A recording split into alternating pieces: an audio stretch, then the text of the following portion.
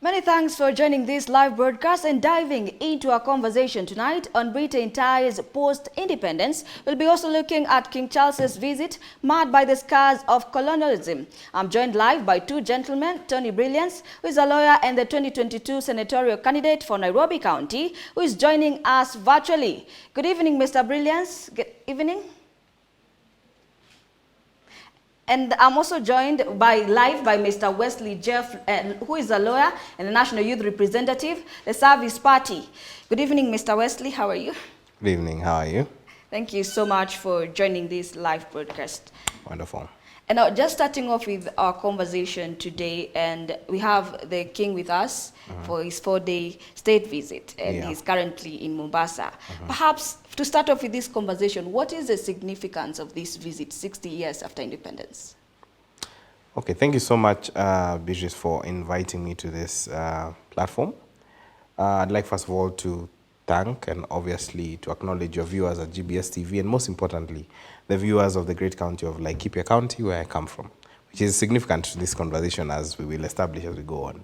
Now, to answer your question on why the King's visit is significant today, is because, for starters, it is 60 years after our independence.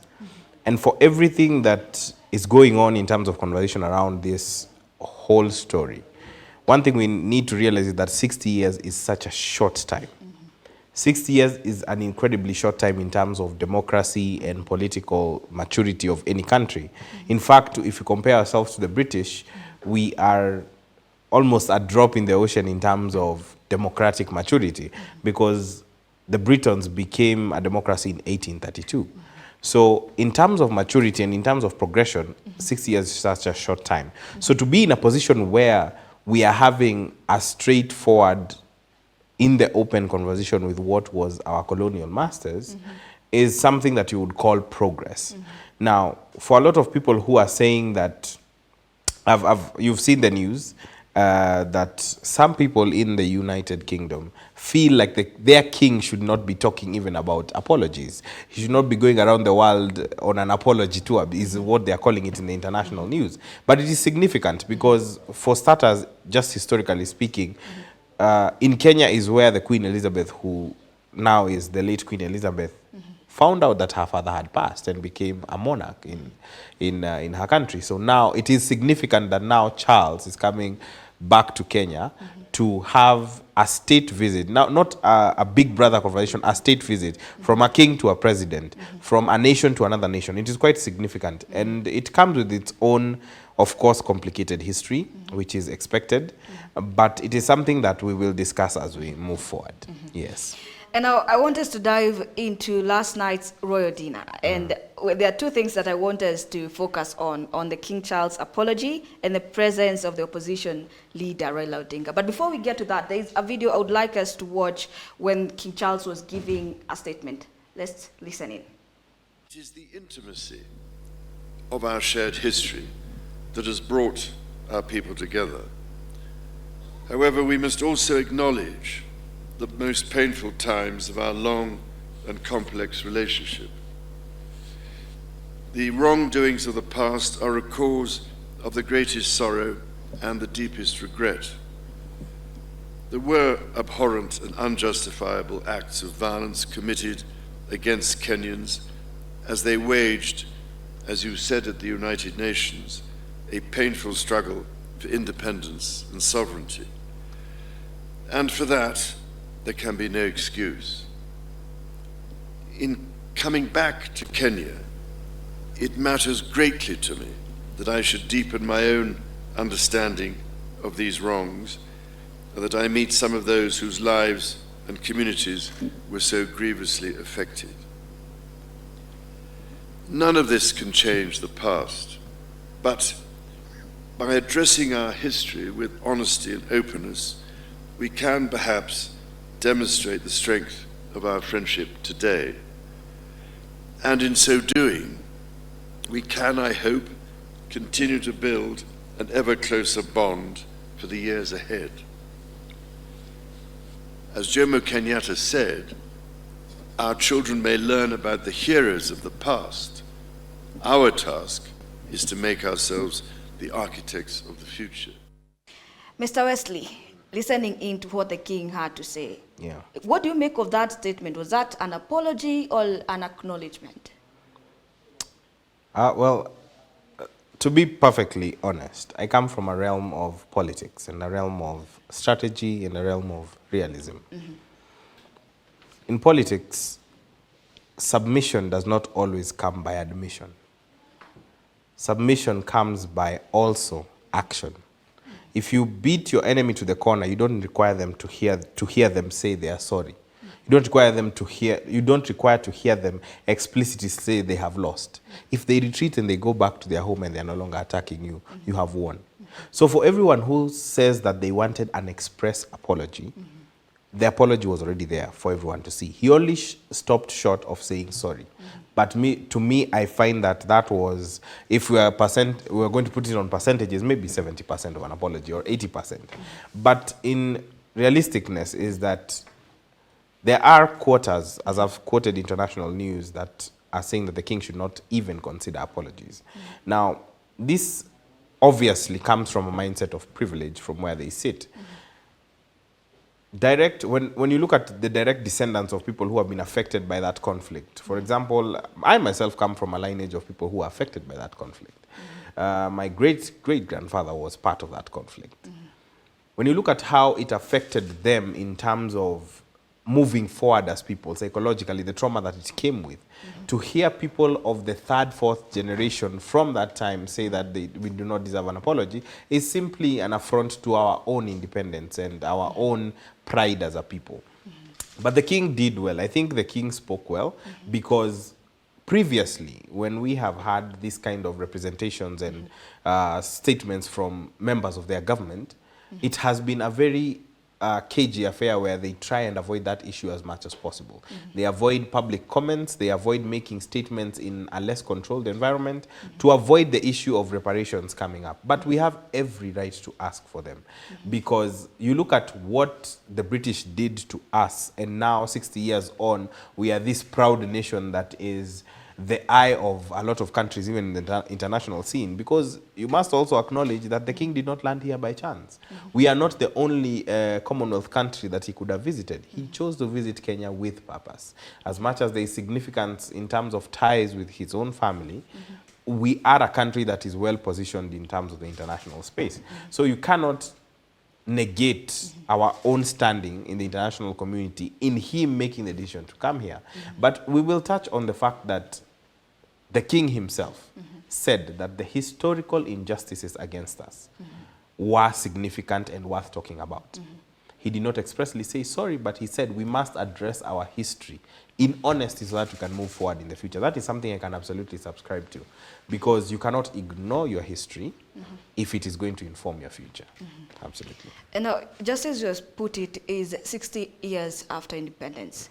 Has Kenya not healed from the wounds of colonialism, considering that the king was barely 15 years when we got independence? Is he the right person to be apologizing? Many will say it should have been the queen who should have come back to apologize. What do you make of this? Which is a significant question, but there is a concept of the sins of the father affecting the sons. This is something he cannot run away from, and that is why you see there is a lot of clamor on him to do as much. Because you cannot remove yourself from your family's pride of being the monarchy while also acknowledging that the monarchy did these atrocities. So I think, in spite of him being 15 years old, it's not a conversation he can avoid. It is part and parcel of who he is. It is the family that he has grown up in. It is his family that did these things, gave these orders, went ahead and plundered our country. But now addressing it 60 years later is a good thing. But to your question whether Kenya has healed, healing is not a linear process.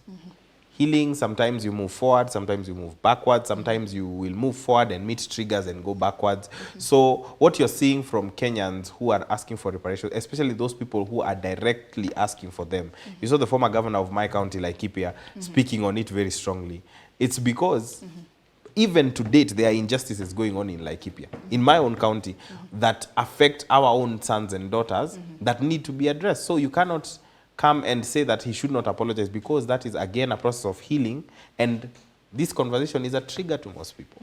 And we are continuing with our conversation tonight where we are talking about Kenya-Britain ties post-independence. And Mr. Brilliance is joining us virtually. He is a lawyer and a 2022 senatorial candidate for Nairobi County. Good evening, Mr. Brilliance. Good evening. How are you doing? I'm fine, thank you. Long time no see. Hope all is well. All is well. It's good to hear your voice once more. Yes, and now just going directly to what we were talking with our guest Wesley Jeff as well, who is here live with us. We were talking on the visit of King Charles and Queen Camilla in the country. And they're in the country as we speak today. They were in Mombasa. And what is the significance of this visit 60 years after independence? Well, I think that this visit is meant to foster ties, security ties, trade ties, market ties. So it's coming at a time when it is in the eve of our independence, and I think that this is the time that the king, especially having ties here in Kenya, dating back to his mother, and this is the time when he feels that we can foster stronger ties towards a shared, a common and shared future between Kenya and the UK. And maybe to comment on one thing that we had also talked about is, should the king apologize for atrocities committed in Kenya during the colonial period? Going by what I've heard him say, in the state banquet, I think that there is no more, I don't think there is much more he can say than that. I read somewhere that there is a policy that the monarch has where they don't basically apologize directly, saying they're sorry. It's a policy within the royal family. And I don't think you would expect anything much better than this. I think what he has done, he said things like, he has acknowledged the wrongdoings of the past, and it's a cause of great sorrow and deep regret. I think these are very touching words, and it expresses his desire to foster these great ties between Kenya and the UK. And now back to you, Mr. Wesley. We were talking about just what I had spoken to Mr. Brilliance about, and you just answered. It almost looked like the same.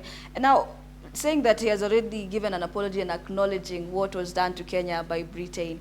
Now, should we be pushing, what should we be pushing for now? What should be the agenda that we are driving? Wonderful. I'm glad you came there, because now I was waiting for that particular question, and this is the reason why. I can give the king props for apologizing in terms of whether he said it directly. Like I said, most Kenyans are expecting sorry, but sorry is not coming. You speak sorry in many words so that it still maintains your diplomatic stature. But what I'd like to say is that the agenda we should be pushing now is the agenda of the current injustices that are going on against members of the Kenyan public, or situations that involve the British rule and the members of the Kenyan public. For example, I mentioned when at the beginning of the show, I come from the great county of Laikipia. And in Laikipia is where we house the training center for British soldiers in Kenya, which is called Batuk. And Batuk is a collaborative effort between the Kenyan army and the British army into some sort of a training regiment. Now, in their stay in our country, we have seen some injustices happen. We have seen the death of some women as late as 2012. And we have not gotten any kind of comment from the British government about that. We have not gotten any kind of reparations about that. And those are not reparations. Those are actually issues that are happening presently. This is not a historical issue. This lady Agnes died in 2012. And up to now, their parents still demand justice from the British government over what was done to her by the British soldiers. We also hear other comments, these stories that are on the streets of women claiming that they have been abused by these soldiers. And you move even further internationally. I don't know if this is aware to most of the public, but the British have an influx of about 500,000 immigrants every year. And these immigrants, 139,000 per year, are Kenyan citizens. So you have to ask yourself, is the immigration law in the UK favorable to immigrants, and generally, specifically now, Kenyans? And I can tell you for sure that that is a question that resides within the current issues that need to be addressed. Those are the agendas we need to talk to, and I'll be quite specific.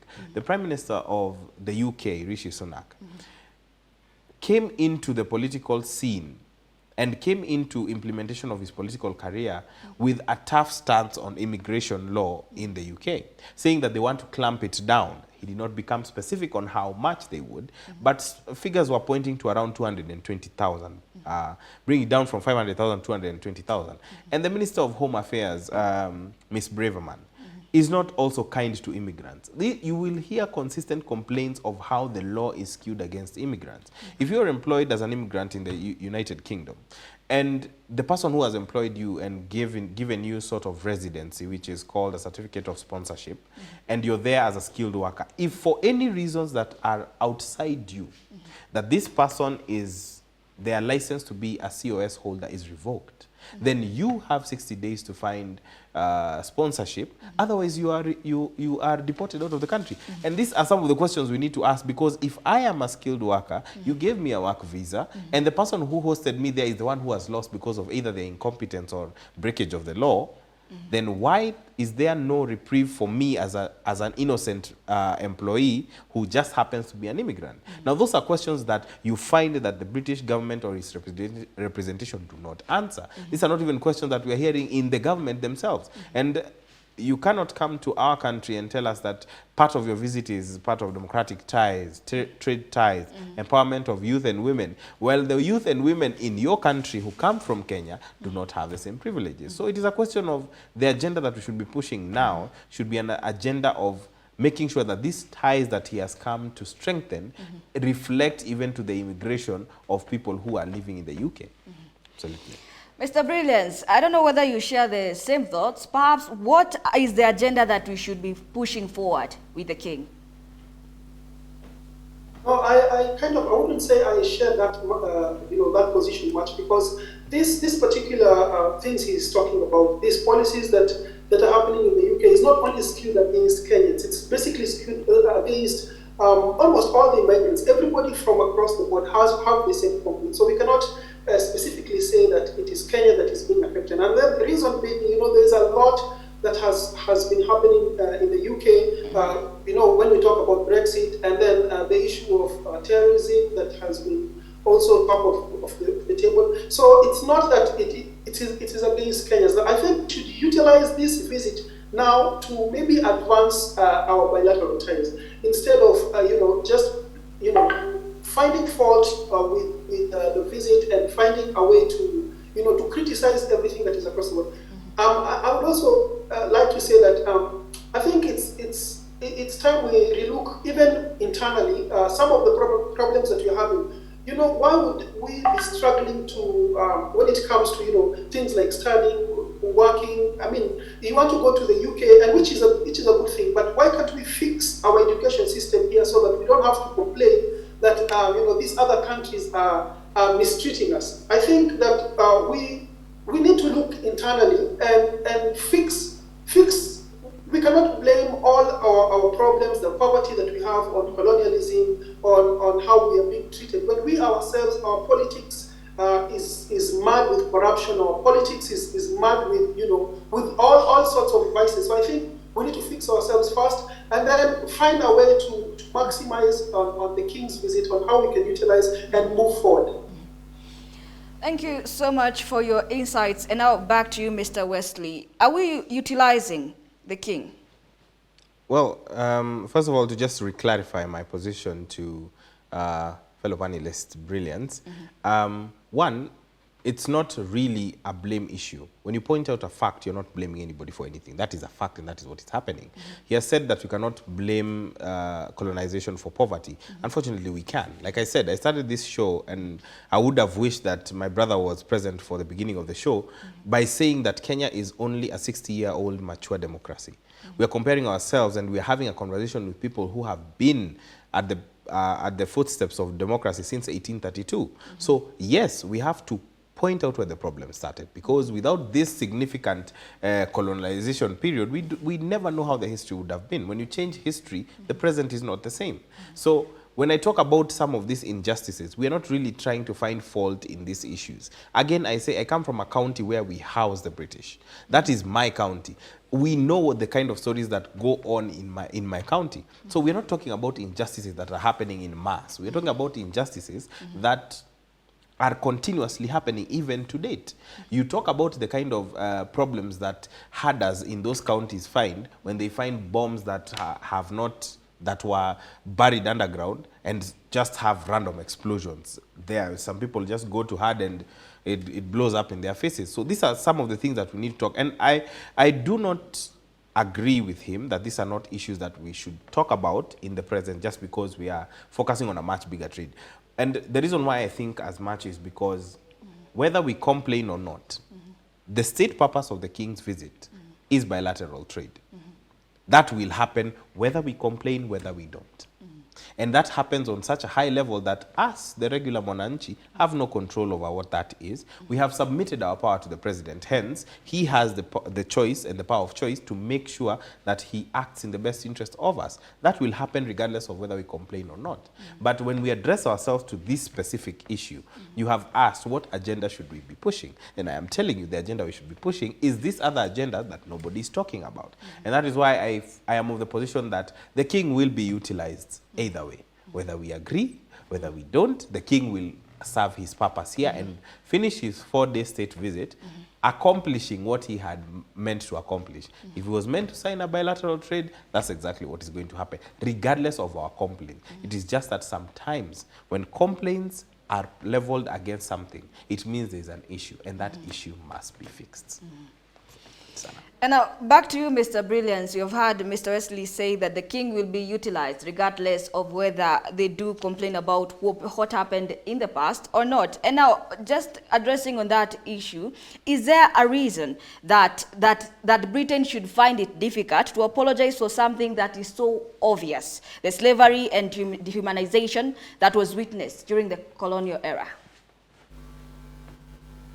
No, the closest to an apology that we get is that acknowledgement that the king gave. You have to understand, it's right now, the purpose of this state visit is cannot be overshadowed by the sentiments that we have. We need to understand, you see, it's not the king's place right now at this particular purpose and visit to make those apologies. Yes, there's a place and a platform for that. Now, in the year 2013, the British government acknowledged and they kind of tried to give a compensation of about $24 million to about 5,200 affected survivors of of that period, the emergency period, and just to cover up for the atrocities. Now I know that is nothing compared to the atrocities that were committed.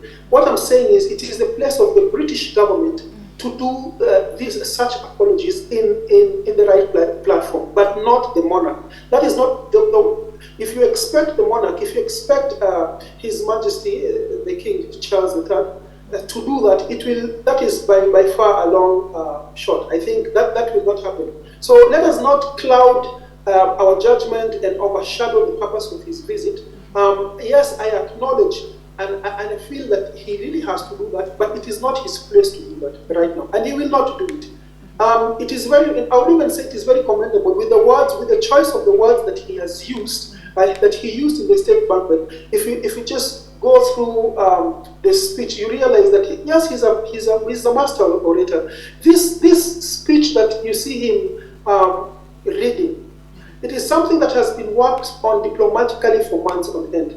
And so they know the areas that they can touch and they cannot touch. There are implications of him coming out and saying, as the king, we accept and we are sorry.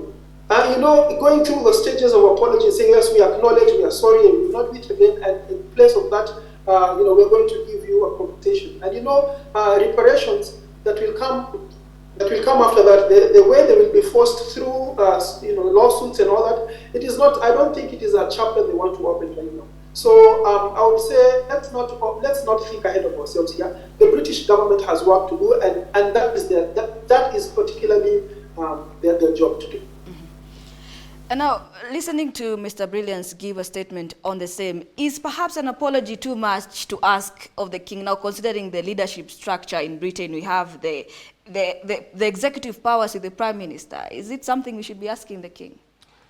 Yeah, I agree to that extent with Wana Brilliance that, as I said, as we were having that conversation, is that there is a lot of moving parts to any head of state going anywhere.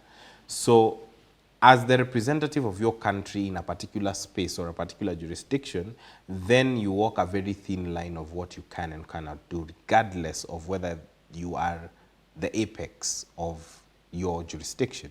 So again, to reiterate what Mr. Brilliant said, is that you cannot expect the monarch to come and say sorry, because as we have said, we know there are ongoing cases that are meant to push for reparations. But should he come out and say, we acknowledge that this was our fault and we are sorry for it, it will open a whole Pandora's box that they are not ready for. So as again I have stated before, this is as good as it gets in terms of an apology. Now, you cannot stay in the same place expecting more already. You have already pushed your adversary to a point where they have conceded to a degree. It is now upon you to impose your will or direct the conversation from then on out, which is why even the president has acknowledged that we, in spite of the fact that we cannot live in our history, we have to also acknowledge it so that it can guide our present. And that is something I can completely subscribe to. And now back to you, Mr. Brilliance. Maybe you can tell us, are you satisfied with what is happening in the course of this visit? And as a country, are we making the most out of the royal visit? I think we are indeed making the most. I wouldn't say I'm satisfied. I want to follow. I don't like lip service. You know, there is a lot that is being said, but we want to see actions being taken. We want to see things happening, balls rolling. We want to see our diplomats and the UK diplomats getting together and strengthening the ties. You know, I don't know if this has been mentioned here. It's easy for immigrants that are coming from the UK to Kenya to get a visa. In fact, it's not. They don't even need a visa. They can just come visa-free. But we as Kenyans have to get visas, whether it is for study or work or whatever it is, or visit.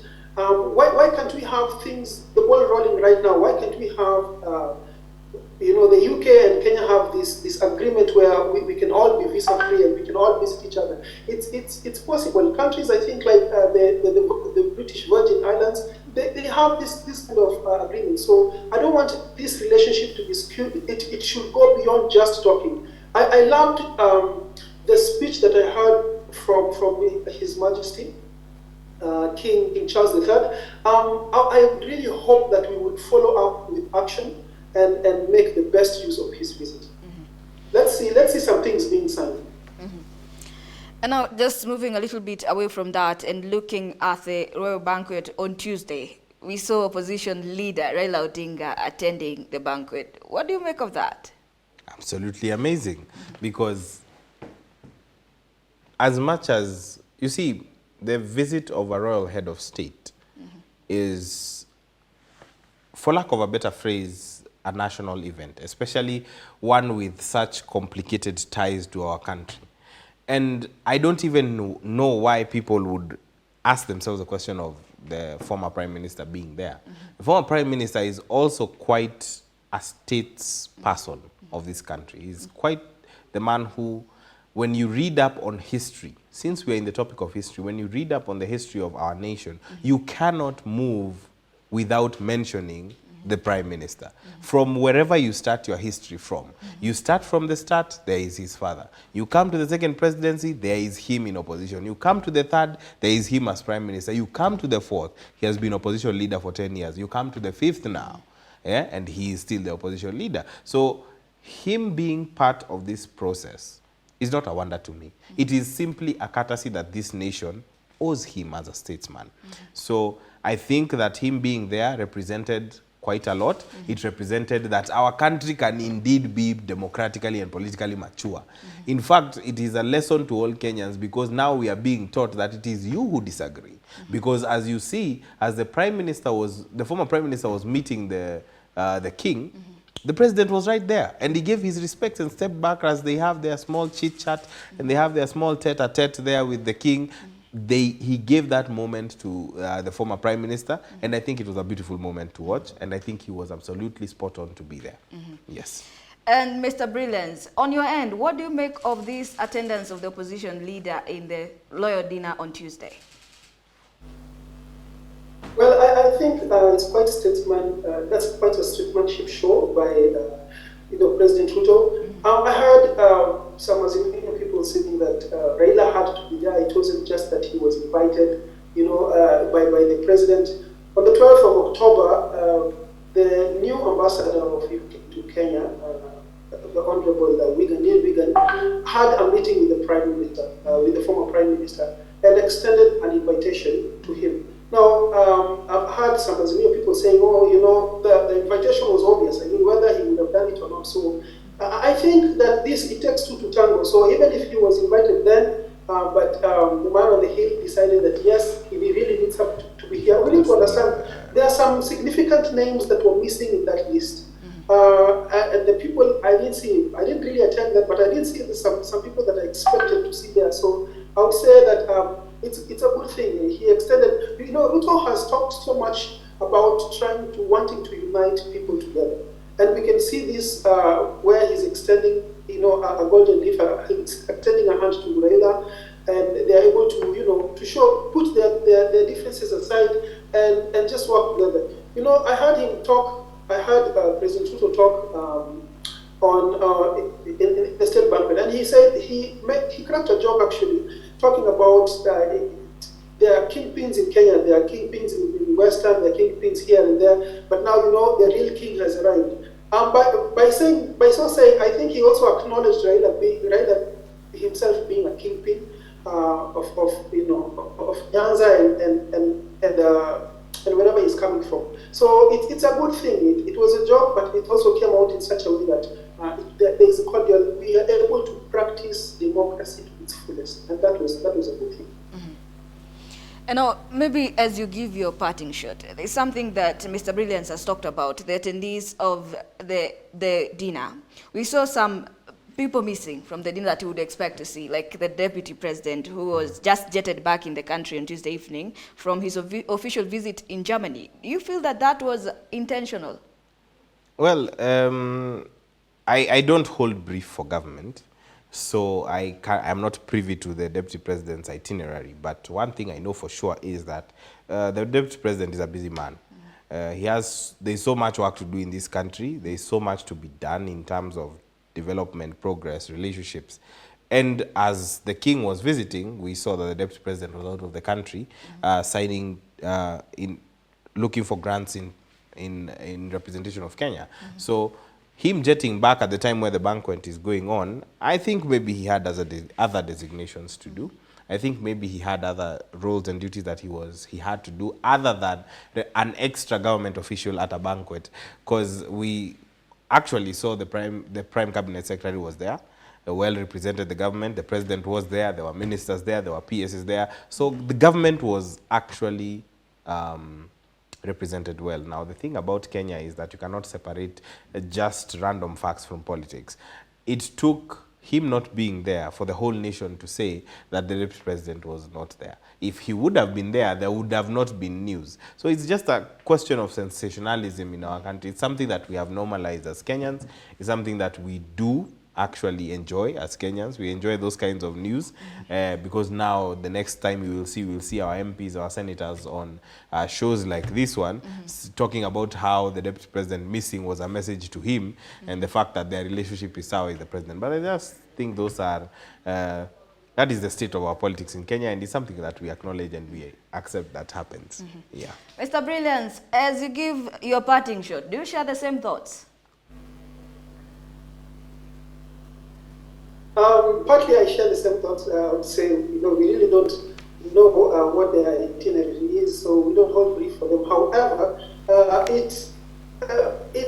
let me give you, an example. If I have a very important visitor coming to visit me, and my assistant, or even say my wife is expected to be there, but she says, I've traveled to such and such a place. Yet this is a very important visitor that is supposed to show up. What would the children think? What would they really maybe the children think about it. So I look at it from that point of view. I think that he ought to have been there, and for whatever reason, whatever engagement he had, he would have, he would have postponed it or just find a way to show up in that banquet, because that was very, very important for him. It speaks volumes. Just like my colleague here says, whatever they do, they represent, someone like the deputy president represents a very large population of Kenya, and people want to, we have extended our rights of self-determination to these leaders. So people want to feel represented, and when they're not there, it calls for, for taunting. But we may never know. We don't hold any grief for them. And your parting shot as we conclude. I think we need to make better use. We need to utilize this visit to the fullest. Let both parties, let the diplomats from each side take notes and get down to business. Like I said, we want to see agreements being signed. It's not just about lip service. I hope that by the time he leaves, we can at least address some of the trade issues that we have, especially when it comes to trade, imbalance in the trade payments. We want the UK market to be open for Kenya's human resources and Kenya's products, and not just going to work for many jobs. We want to see significant strides being taken from each side. Thank you so much. And maybe, Mr. Wesley, you can also briefly give your parting shot. Wonderful. First of all, is to thank you for, again, inviting me to GBS TV. Wonderful conversation. But as I give my parting shot, from the whole conversation, the question that is most pertinent is, where should we go from here? I think there are current issues that need to be addressed in terms of our relationship with the British. For example, as I have mentioned, the issue of the relationship with the locale where the British Army is housed. Those are things that needs to be addressed. There is no question over how a family could be seeking justice for over 8, 9, 10 years after their daughter has gone through something gruesome. The second thing is that we also, again, need to use this opportunity to lobby that the immigration law, again, as he rightly pointed out, these immigration laws don't only affect Kenyans in the UK, it affects general immigrants, but as we are the pioneer state visit in terms of Commonwealth countries, it is proper then that they show that bona fide intention to streamline some of these things. And last but not leastly, I think it's good progress for Kenya. I think it speaks to the ability of our president to position Kenya as a conversation point in the global politics, in the geopolitics of the world, and it will serve us good, and we will see some progress from all this. Thank you so much, gentlemen, for your wonderful insights.